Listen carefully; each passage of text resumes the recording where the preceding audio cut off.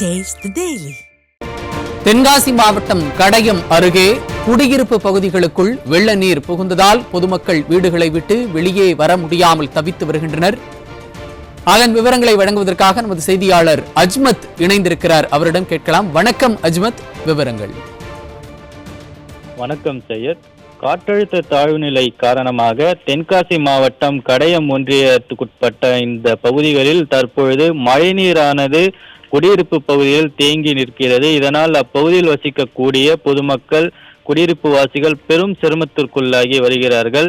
முன்னதாகவே வானிலை ஆய்வு மையம் தூத்துக்குடி, திருநெல்வேலி, தென்காசி உள்ளிட்ட மாவட்டங்களுக்கு ரெட் அலர்ட் விடுக்கப்பட்ட நிலையில் திமுக நிர்வாகம் இதுவரை முன்னெச்சரிக்கை நடவடிக்கை என்பதை எடுக்காததே இதற்கு முக்கிய காரணம் என்றும் அப்பகுதி மக்கள் மிகப்பெரிய குற்றச்சாட்டை திமுக நிர்வாகத்தின் மீது வைக்கிறார்கள். குறிப்பாக இந்த தென்காசி மாவட்டம் கடையம் இந்த பகுதியில் தற்பொழுது ஒவ்வொரு பகுதிகளும் தாழ்வான பகுதிகள் உட்பட சுமார் 4 அடிக்கு மேலாக இந்த மழைநீரானது தேங்கி நிற்கும் அவல நிலை தற்பொழுது காணப்பட்டு வருகிறது.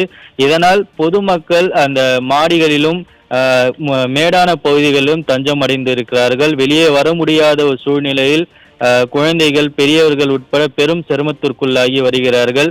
வீடுகளை சுற்றிலும் தண்ணீர் குளம் போல் தேங்கி நிற்கும் நிலையில் என்ன செய்வது என்று அறியாமல் அப்பகுதி மக்கள் தவித்து வரும் சூழ்நிலையே தற்போது இங்கு காணப்படுகிறது.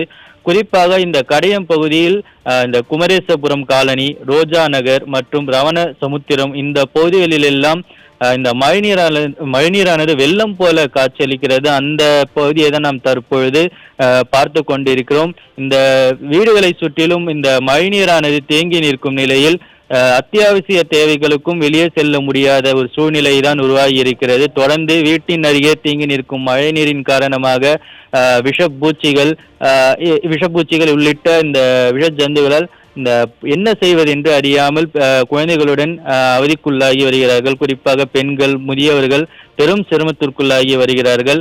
எனவே இந்த திமுக நிர்வாகம் உடனடியாக இங்கு தேங்கி நிற்கும் மழைநீரை அப்புறப்படுத்த நடவடிக்கை மேற்கொள்ளப்பட வேண்டும் என்று அவர்கள் கோரிக்கை வைத்திருக்கிறார்கள். சையத்.